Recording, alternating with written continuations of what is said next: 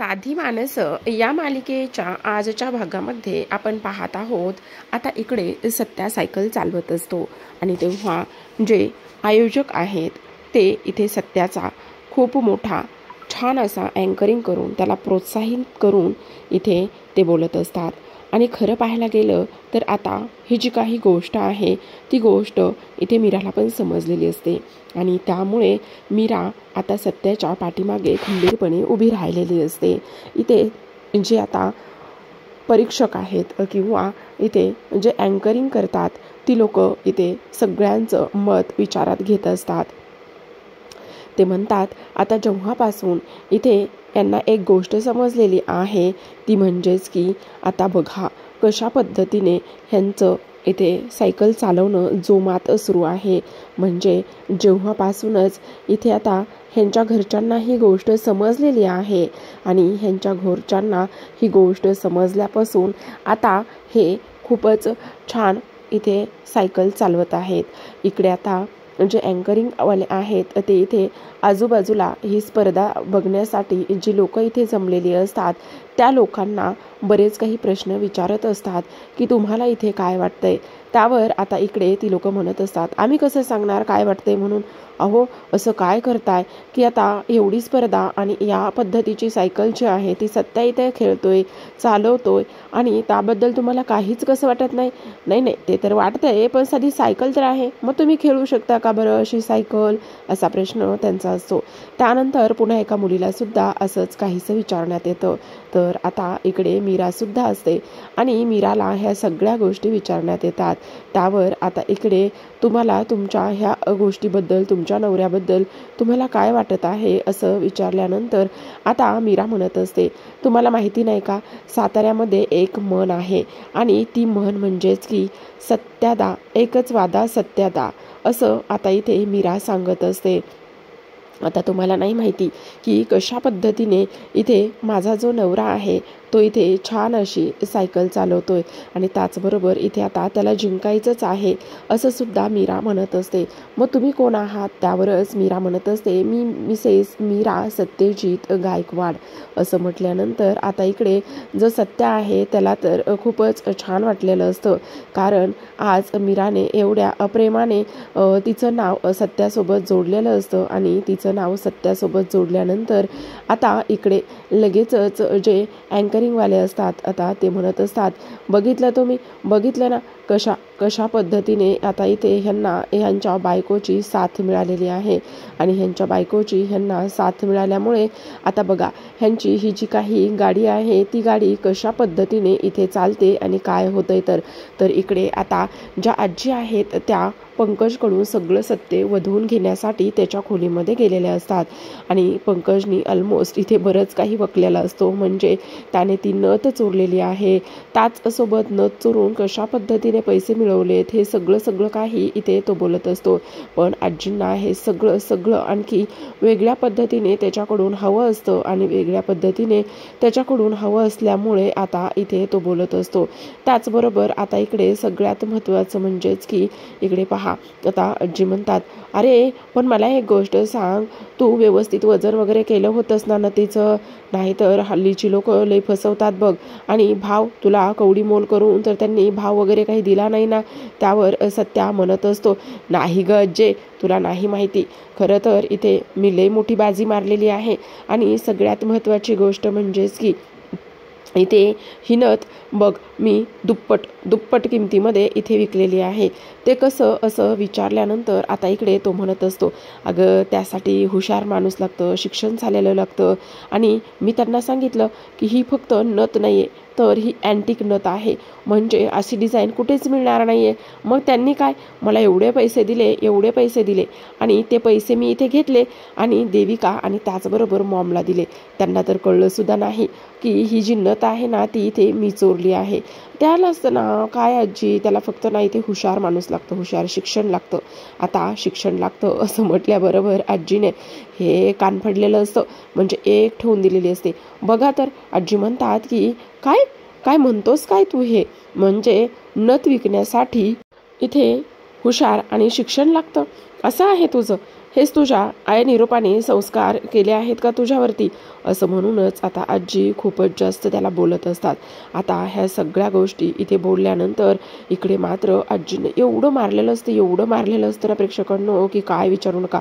त्याचे अक्षरशः जे गोरे गाल आहेत ना ते टोमॅटोसारखेच लाल लाल झालेले असतात. आणि टोमॅटोसारखे लाल लाल झाल्यानंतर आता मात्र इकडे सगळ्यात महत्त्वाची गोष्ट इथे ती आजी म्हणत असतात, तुझं एवढं सगळं करण्याची हिंमत कशी झाली, बोल, काय म्हणते मी तुला, बोल लवकर.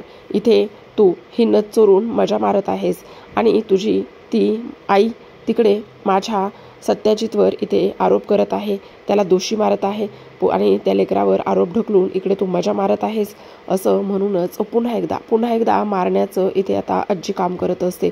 तेवढ्यातच बाहेर दरवाजा वाजतो आणि बाहेर दरवाजा वाजल्यानंतर आता जी आजी आहे ती लगेचच आता इकडे कोण आले बघायला जाते. तर बाहेर निरूपा असते. तेव्हा आजी म्हणतात, काय ग, का ग, त्यावर अहो तुम्ही इथे पंकजच्या खोलीत, हो मी माझ्या नातवाशी गप्पा मारायला येऊ शकत नाही का, नाही नाही येऊ शकता ना, चांगली गोष्ट आहे, उलट मारू ना मग गप्पा, हो मारा ना, गप्पा मारा, असं म्हणूनच आता इकडे पुन्हा आजी आतमध्ये येतात. आणि आजी आतमध्ये आल्यानंतर पंकजला म्हणत असतात, बघितलं ना तुझी आई काय म्हणाली, मारा. आणि तेव्हा इकडे आता निरूपा विचार करते की इथे खरंच ही म्हातारी माझ्या पंकजसोबत गप्पा मारायला गेली असेल का. तर आता इकडे दुसऱ्या बाजूला ग्राउंडवरती इथे आता खूप काही गोष्टी होत असतात. म्हणजे पहा ना कशा पद्धतीने आता जो सत्या कंटिन्यू सायकल चालवत असतो त्या सत्याला इथे आता सगळेजण चेअरअप करत असतात. आणि तेवढ्यातच मीरा म्हणत असते, हे घ्या ना थोडंसं पाणी घ्या आता प्यायला. त्यावरच आता इकडे सत्याची पूर्ण काळजी घेण्याची जिम्मेदारी तर आता मीराने घेतलेली असते. तर इकडे सत्याला थोडं करून ती पाणी प्यायला देत असते. त्याचबरोबर सगळ्यात महत्त्वाचं म्हणजेच की इथे आता मीरा म्हणत असते, खरं तर आता मला एक गोष्ट सांगा बरं, इथे तुम्हाला माझ्या मनातलं ओळखायला येतं का. तर इकडे सत्या म्हणत असतो, हो येतं ना, सगळं ओळखायला येतं, पण तुला एक गोष्ट सांगू का, मला ना आत्ता तुझ्या मनातलं काहीच ओळखायचं नाही आहे. आणि तेव्हा इथे आता मला बायकांच्या नादीच नाही लागायचं, बायका लय डेंजर असतात बाबा, बायका म्हणण्यापेक्षा ना बायको लय डेंजर असते. त्यावरच मीरा म्हणत असते, असं का हो. त्यावर तो म्हणत असतो, हो त्या कधी काय बोलतील आणि कधी काय इथे कबूल करून घेतील, वधवून घेतील, ते तर मला नाही सांगता येणार, असं आता इथे तो बोलत असतो. आता ह्या सगळ्या गोष्टी इथे त्याने बोलल्यानंतर इकडे आता मीरा म्हणत असते, ठीक आहे मग जर तुम्हाला माझ्या मनातलं ओळखायला येते ना. त्यावर लगेच सत्या म्हणत असतो, अगं मला तुझ्या मनातलं खूप काही ओळखायला येतंय. त्यावर लगेचच आता इकडे मीरा म्हणत असते, हो मग ओळखा ना माझ्या मनात काय आहे, पण मला आत्ता नाही ओळखायचं आहे तुझ्या मनातलं, का. आणि तेव्हा मीरा म्हणत असते, मग माझ्या मनामध्ये असं आहे की आत्ताच्या आत्ता तुम्ही ही स्पर्धा थांबवावी आणि आत्ताच्या आत्ता तुम्ही ही स्पर्धा थांबवून लगेचच आपण घरी जावं. त्यावर लगेचच आता इकडे सत्या म्हणत असतो, बघितलं मला माहीत होतं तू असंच काहीतरी बोलणार आहेस म्हणून. आणि तेव्हा आता इकडे थोडासा सत्या थकत आलेला असतो. आता एवढी सायकल चालवणं आणि एवढं सगळं करणं म्हणजे काही जोक नाही आहे. इकडे मीरा त्याच्याशी बोलत असते, गप्पा मारत असते. तर इकडे आता सत्या मनातच विचार करतो, मला माहिती आहे धूमकेतू तू हे सगळं का करतेस, कारण मी इथे घरी यावं पण नाही येणार आहे मी घरी. काही जरी झालं तरीसुद्धा मला ही जी काही 5 दिवसाची सायकलची स्पर्धा आहे ती मला पूर्ण करायची आहे. आणि तू मुद्दामून ह्या सगळ्या गोष्टी इथे बोलत आहेस हे मला कळतंय, माझी तुला खूप काळजी आहे. तर इकडे आता दुसऱ्या बाजूला आजीनी चांगलाच धुतलेला असतो. म्हणजे बघा ना इथे निरूपा येऊन गेलेली असते आणि निरूपा येऊन गेल्यानंतर सुद्धा आता इकडे पंकजने चांगलंच धुतलेला असतो. तर आता आजी म्हणत असतात, बघितलंस ना निरूपा काय म्हणाली, मार म्हणाली मार. मग जर हिला ह्या सगळ्या गोष्टी समजल्या तर काय होणार आहे तुला कळतंय का. मग आता इकडे पंकज म्हणत असतो, आजी माफ करू ना गं, चुकलो ना गं आजी, नको ना मारूस, असं इथे तो बोलतो. आता ह्या सगळ्या गोष्टी इथे बोलल्यानंतर लगेचच आता इकडे दुसऱ्या बाजूला आजी म्हणत असतात, हे बघ आता एक काम करायचे, जी नथ तू इथे चोरलेली आहेस ना ती नथ इथे पुन्हा निरूपाला आणून द्यायची आहे. काय, मी कुठून आणून देऊ, नको ना गं आजी असं करू प्लीज, हवं तर मी इथे तुला त्यातले पैसे पण देतो. काय, ह्या आजीला पैसे देणार आहेस, ह्या आजीला पैसे देणार आहेस, पुन्हा असं म्हणून आजी पुन्हा मारायला सुरुवात करते. बोल ना, ह्या आजीला पैसे देणार आहेस का तू? देणार आहेस का? नाही देऊ शकत, समजलं तुला? असं म्हणूनच आता इकडे आजी म्हणत असतात, काही जरी झालं ना तरी सुद्धा जी इथे नथ आहे ना ती नथ आणून द्यायची, समजलं तुला? काहीही झालं तरी. आणि जर असं तू केलं नाहीस ना तर मग एक गोष्ट लक्षात ठेव, नाहीतर हे सगळं मी घरच्यांना ओरडून सांगेल. आणि जे काही सांगायचंय, जे काही करायचंय ते आत्ताच्या आत्ता तू निरूपाकडे जायचं आणि निरूपाला ह्या सगळ्या गोष्टी सांगायच्या, समजलं तुला? असं आता इथे आजी हे सगळं काही त्याला बोलत असतात. तर आता इकडे दुसऱ्या बाजूला मीरा म्हटलेली असते की मी काहीतरी खायला घेऊन येते. आणि काहीतरी खायला आणल्यानंतर जी मीरा आहे ती मात्र इकडे निघालेली असते, कारण सत्यासाठी तिनं आता इथे वडापाव घेण्याचं ठरवलेलं असतं. आणि म्हणूनच पटकन सत्यासाठी एक छान वडापाव घेऊन येते. आता वडापाव घेऊन आल्याबरोबरच ती सत्याला देण्याचा प्रयत्न करते, पण सत्याकडून तो वडापाव इथे चुकला जातो. म्हणजे बघा ना, तो सायकल चालवत असतो, पण मीरा मात्र इथे त्याची व्यवस्थित काळजी घेत असते. आणि मीरा त्याची व्यवस्थित काळजी घेत असताना आता जो सत्य आहे तो मात्र इथे आता तिला वडापाव देण्याचं पूर्ण काम करत असतो. पण इकडे मात्र जी मीरा आहे, मीराला काही केल्या तिथेपर्यंत हात पोहोचत नाही. शेवटी इथे मीरा आतमध्ये येते आणि मीरा आतमध्ये आल्यानंतर आता लगेचच ती इथे सत्याला वडापाव भरवण्याचं काम करत असते. आणि सत्याला वडापाव भरवण्याचं काम केल्यानंतर आता इकडे सत्या मीराने भरवलेला इथे वडापाव खात असतो. आणि त्याचबरोबर सगळ्यात महत्त्वाची गोष्ट इकडे जे अँकरिंगवाले आहेत ते म्हणत असतात, बघितलं ना, बायकोचं साथ आणि त्याचबरोबर तिचं प्रेम असेल तर काहीही होऊ शकतं असं आपल्याला इथून दिसून येत आहे. हे सगळं काही बोलल्यानंतर आता मात्र इकडे एक सगळ्यात महत्त्वाची गोष्ट झालेली असते. आणि तेव्हा ती महत्त्वाची गोष्ट म्हणजेच की आता इकडे सत्याला पाणी दिलेलं असतं. आणि त्याचबरोबर आता इकडे सत्या म्हणत असतो, बघितलं धूमकेतू, कशी मजा येणार आहे ना आता? तर आता इकडे दुसऱ्या बाजूला सगळ्यात महत्त्वाची गोष्ट म्हणजेच की आता इकडे निरूपा इथे ह्याच्या समोर आलेली असते, पंकज समोर. आणि इथे ती म्हणत असते, खरं सांग काय झालेलं आहे? आणि त्याचबरोबर सगळ्यात महत्त्वाची गोष्ट म्हणजेच की तू एवढा टोमॅटोसारखे गाल तुझे लाल का झालेले आहेत? तेव्हा तो म्हणत असतो, नाही काही नाही, खरं सांग, त्या म्हातारीने काही जोक केलाय का?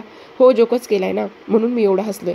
हो, कुठला जोक केलाय सांग, काय मला पण सांग, कसं हसवलंय, काय झालंय म्हणून. असं म्हटल्यानंतर आता मात्र तिला आता खूपच टेन्शन आलेलं असतं. ती इथे विचार करत असते हे सगळं काय आहे. आणि त्याचबरोबर ह्या सगळ्या गोष्टी इकडे आता निरूपा म्हणत असते, पंकज जे काही आहे ते मला गुपचूप सांगायचं आणि सगळं काही जे आहे ते खरं सांगायचं, समजलं? आत्ताच्या आत्ता सांग, समजलं? आता इकडे तो म्हणत असतो, मम्मा प्लीज रागावणार नाहीस ना, मला तू मारणार नाहीस ना? आता ती म्हणत असते, आता सांगणार आहेस की मारू? असं म्हटल्यानंतर आता लगेचच इकडे ती विचार करत असते, काय झालंय पंकज, बोलणार आहेस की नाही तू? असं म्हटल्याबरोबर आता इकडे लगेचच जो पंकज आहे तो पोपटासारखा बोलायला सुरुवात करत असतो. तो म्हणत असतो, मी तुझी नथ घेतली होती. काय? तू माझी नथ घेतली होतीस का? आणि कशासाठी? मी तुझ्याकडे मम्मा पैसे मागायला आलो होतो ग, पण तू मला पैसे नाही दिले, म्हणून मग मी ती नथ घेतली. अरे तू काय डोक्यावर पडलास का? आणि मी पैसे दिले नाही म्हणून तू माझी नथ घेऊन गेलास? अगं हो मम्मा, मला पैसे लागत होते, मग मी काय करणार, तू मला दिलेच नाही पैसे. अरे मूर्खा, ते इथे मी त्या पनवतीवर सगळे आरोप करून झालेले आहेत. तुझी बाजू मी घेतली होती आणि त्याचबरोबर इथे त्या लोकांवरती एवढे नाही ते आरोप मी इथे केलेत. आणि आता तू ह्या सगळ्या गोष्टी मला सांगत आहेस? त्यावरच आता पंकज अगदी शांत बसलेला असतो. आणि आता इकडे बघ, ती म्हातारी तर मला कच्चीच खाणार आहे. काय गरज काय होती, मी एवढ्या तोऱ्यात मिरवत होते आणि तू त्या म्हातारीसमोर सगळं पोपटासारखं बोलून बसलास. नथ चोरलीस तू माझी? असं म्हणता क्षणी देविका दारावर आलेली असते. देविका आल्याबरोबरच ती म्हणत असते, काय नथ ह्याने चोरली? आणि तेव्हा हे दोघे सुद्धा देविकाकडे पाहतात. आता लगेचच इथे ते शब्द फिरवतात. खरं तर निरूपा म्हणत असते, नाही अगं ह्याला म्हटलं बाहेर चाललास ना तर कांदे घेऊन ये. तेवढ्यातच आता पंकज म्हणत असतो, हो बटाटे म्हणली ना तू, काय चाललंय तुमचं? कांदे बटाटे तुम्ही नेहमीच असं का करता? मी आले की प्रत्येक वेळी इथे तुम्ही माझ्यापासून काहीतरी बोलणं का बरं लपवता? असं देविकाचं असतं. नाही ग, तुला असं का वाटतंय? तसं काहीच नाहीये. नाही, मी आता स्पष्टपणे नथ शब्द ऐकला होता. अगं काय चाललंय पंकज तुझं, सांग ना मला, देविका विचारते. तुम्ही ही कोड भाषा तर यूज करत नाही ना? कोड भाषा? हो अगदी बरोबर. बघ, आता जर चहा पाहिजे असेल तर कांदे आण आणि कॉफी पाहिजे असेल तर बटाटे आण, अशी आमची कोड भाषा तुला शिकायची का? त्यावर लगेचच आता देविका रागातच म्हणत असते, काही गरज नाही आहे मला ती तुमची तसली थर्ड क्लास कोड भाषा शिकायची. तुम्हाला जे काही करायचं आहे ना ते तुमचं तुम्ही करा आणि प्लीज मला ह्या सगळ्या गोष्टीमध्ये अजिबातच ओढू नका. चल मला फ्रेश व्हायचं आहे, मी थकलेली आहे. असं म्हणूनच आता देविका रागातच तिथून निघून गेलेली असते. प्रत्येक वेळी ही लोक तिला चांगलंच गंडवण्याचं काम करत असतात. आता इकडे ही तर निघून जाते, पण इकडे मात्र सगळ्यात महत्त्वाचं म्हणजे देविकाला हे सगळं समजलं नाही आणि त्याचबरोबर जर समजलं असतं तर किती वाट लागली असती असा विचार आता हे दोघे तिघे सुद्धा करत असतात. त्याचबरोबर आता आपण पाहतो की कशा पद्धतीने पंकज आता निरूपाची नथ आणून देईल आणि निरूपाची एकदा का नथ आणून दिली तर तो कुठून कशी काय देणार आहे हे सुद्धा माहिती नसतं. पैसे तर नसतात, 1 रुपयाचं काम नाही आहे हाताशी आणि तरीसुद्धा हे असे चाळे करत असतो. आता देविका निघून गेल्यानंतर इकडे लगेचच निरूपा पंकजला तिच्या खोलीमध्ये घेऊन जाते आणि खोलीमध्ये घेऊन गेल्यानंतर इथे ती म्हणत असतो मॉम प्लीज ग प्लीज. आणि तेव्हा निरूपा आता कपाटातली पर्स काढते आणि कपाटातली पर्स काढल्यानंतर पाहते तर अगदी जेमतेम पैसे शिल्लक असतात. ती नथ सुद्धा इथे परत येणार नसते. मॉम काय करू ग मी, मला ह्यांनी असं सांगितलेलं आहे की जोपर्यंत मी ती नथ आणून देत नाही तोपर्यंत तुझं काही खरं नाही आणि जर इथे तू नथ नाही आणून दिलीस तर मी सगळ्या घरामध्ये बोंबलून तूच नथ चोरली ह्या सगळ्या गोष्टी सांगेल, समजलं तुला. असं सुद्धा आता इथे ते बोलत असतात आणि त्याचबरोबर इथे हे सगळं काय इकडे आता लगेचच निरूपा म्हणत असते जे काही करायचंय ते तू कर, लय मोठी माती खाल्लेली आहेस पंकज तू, चल निघ इथून. असं म्हणून पंकजला आता इथून निरूपा पाठवून देते.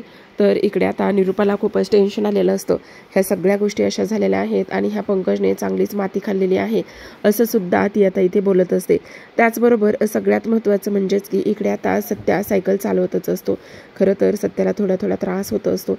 इकडे मीरा त्याला समजवण्याचं काम करत असते, तुम्हाला त्रास होतोय हो, नका हे सगळं काही करू. पण सत्या म्हणत असतो अगं धूमकेतू, तू कशाला काळजी करतेस, तू आहे ना माझ्याबरोबर, मग मला काहीही होणार नाही, समजलं तुला, तू नको काळजी करूस. आता मीराला थोडंसं अस्वस्थ वाटायला लागलेलं असतं. सत्याची ही हालत पाहून तिला थोडंसं नर्वस वाटत असतं. ती विचार करत असते की नाही काही जरी झालं ना तरीसुद्धा आता ह्यांनी हार मानून चालणार नाही, त्यांना कसं तरी प्रोत्साहन दिलंच पाहिजे. अशा गोष्टी आता इथे मीरा म्हणत असते. त्याचबरोबर आता इकडे सत्या म्हणत असतो धूमकेतू ऐक ना, तू घरी जा, नको एवढा वेळ थांबूस इथे. त्यावर आता मीरा म्हणत असते नाही अजिबातच नाही, मी इथून कुठेही जाणार नाही आहे आणि त्याचबरोबर जोपर्यंत मी तुम्हाला स्वतः इथून घेऊन जात नाही तोपर्यंत मी कुठेही जाणार नाही, समजलं. असं म्हणून हातामध्ये एक पेपर असतो आणि त्या पेपरने मीरा इथे सत्याला हवा घालण्याचं काम करत असते जेणेकरून त्याला गरम होऊ नये, जास्त तहान लागू नये. ह्या सगळ्या गोष्टी इथे आता मीरा पाहत असते आणि तेव्हा प्रेक्षकांनो पुढील भाग पाहणार आहोत. मीराने सरतेशेवटी आता सत्याला साथ द्यायची जी ठरवलीच असते, त्याचा घाम पुसत असते, त्याचे हात पाय हे सगळं काही ती आता इथे चेपून देत असते आणि आता सत्या म्हणत असतो धूमकेतू, तुझी जर साथ असेल ना तर मी काहीही करू शकतो, समजलं. आता इकडे दुसऱ्या बाजूला पंकजने नथ आणून न दिल्यामुळे आता पंकजवर आरोप होत असतात. इकडे देविका ओरडत असते तर तिला रिया समजवत असते तू वेडी आहेस का, तुझ्या नवऱ्यावर चोरीचा आरोप आहे नथ चोरल्याचा आणि तू काय अशी बडबड करतेस. तर इकडे आता देविका म्हणत असते अजिबात नाही, हे सगळं जे काही आहे ते इथंच खरं खोटं झालं पाहिजे, माझ्या नवऱ्याने नथ चोरली ना तर इथे सगळा खुलासा झाला पाहिजे. असं म्हटल्या क्षणी आता पंकजची चांगलीच वाट लागणार असते. तर पाहत राहा साधी माणसं.